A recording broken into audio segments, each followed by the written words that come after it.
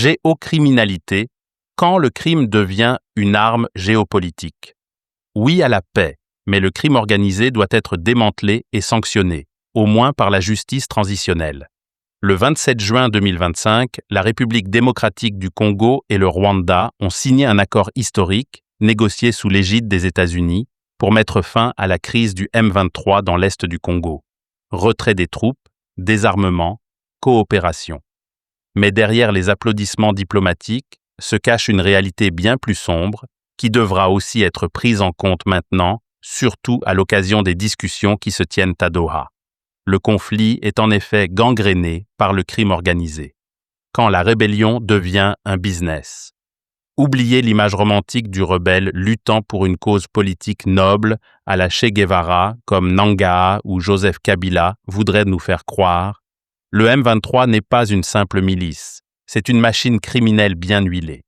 En s'emparant de territoires riches en minerais, le groupe pille le coltan et l'or, transformant le chaos en jackpot.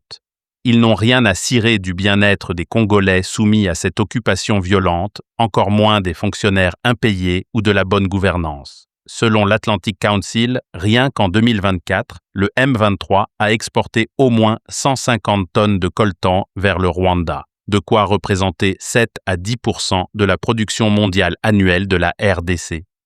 Le prix humain, plus de 11 000 morts en 2025. Pendant que les communautés s'effondrent, les profits s'envolent.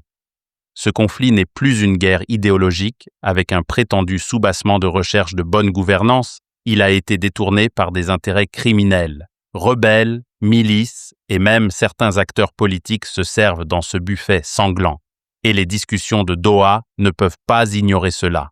Et si le crime était une arme d'État, c'est ce qu'on appelle la géocriminalité, concept prôné par la Global Initiative contre le crime organisé transnational, l'utilisation délibérée de réseaux criminels pour servir des objectifs stratégiques. Le Rwanda excelle dans ce domaine. En soutenant le M23, une rébellion de proxy, Kigali sécurise des intérêts économiques et impose son influence sur son voisin tout en jouant la carte de l'innocence et de la victimisation.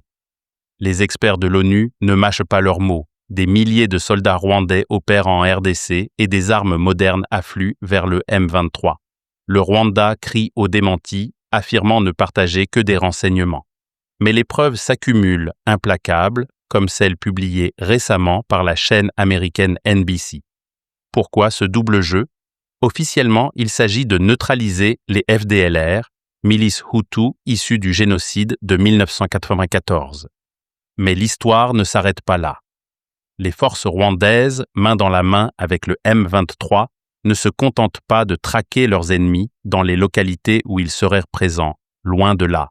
Elles s'emparent de mines et de terres fertiles. Les minerais continuent d'être extraits, le coltan traverse la frontière et l'argent atterrit dans les poches de réseaux liés à l'armée et aux partis au pouvoir au Rwanda. Ce n'est pas une dérive, c'est une stratégie.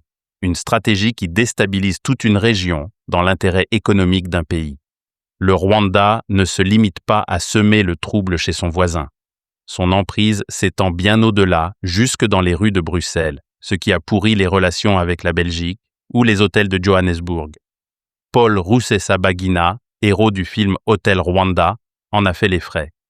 En 2020, piégé à bord d'un jet privé, il a été ramené de force à Kigali et jeté en prison sous des accusations fabriquées. Libéré en 2023 sous la pression internationale, son cas n'est qu'un exemple parmi d'autres. Human Rights Watch recense 10 ans de surveillance, d'intimidation et d'attaques contre les dissidents rwandais à l'étranger. Certains, comme Patrick Karegeya, ex-chef des renseignements assassiné en 2014 en Afrique du Sud, n'y survivent pas. La méthode est rodée. Traquer, menacer, éliminer toute dissidence.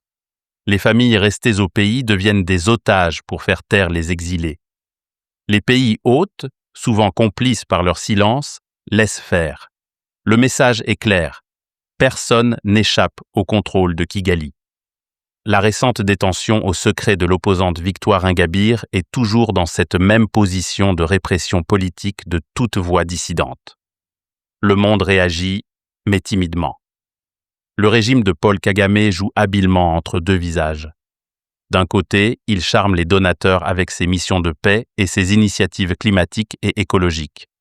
De l'autre, il alimente une guerre criminelle à sa porte. La réponse internationale, timide. En 2025, les États-Unis et l'Union européenne ont sanctionné des figures comme James Kabarebe et Francis Kamanzi pour leur rôle dans le soutien au M23. Un signal, certes, mais bien insuffisant pour démanteler les réseaux qui prospèrent sur ce conflit. Comment gérer un régime qui est déstabilisateur? La solution passe par une prise en compte de la réalité géocriminelle. Les sanctions doivent viser plus haut, identifier et toucher ceux qui s'enrichissent sur le dos des minerais volés. Sinon, elles ne seront qu'un pansement sur une plaie béante. La vraie question est là. Le monde se contentera-t-il de mesurettes ou exigera-t-il des comptes? Il ne suffit pas de retirer des troupes ou de signer des contrats miniers légaux et transparents. Il faut aussi de la justice pour les victimes, des comptes pour les puissants et un démantèlement des réseaux géocriminels qui tiennent la région en otage depuis trop longtemps, j'oserais dire depuis le tristement célèbre Desk Congo, décrié par le rapport onusien CASEM, depuis l'aventure de l'AFDL. Le Rwanda prétend avoir des inquiétudes pour sa sécurité, mais cela n'excuse pas de plonger son voisin dans le chaos. La stabilité chez soi ne peut se bâtir sur l'instabilité des autres. La géocriminalité du régime de Paul Kagame et de ses hommes de paille ne peut plus rester impunie, et les discussions en cours à Doha devront aussi mettre sur la balance ce paramètre dans les discussions avec les rebelles de proxy du M23. Eugène Diomine Dongala, Démocratie chrétienne, DC.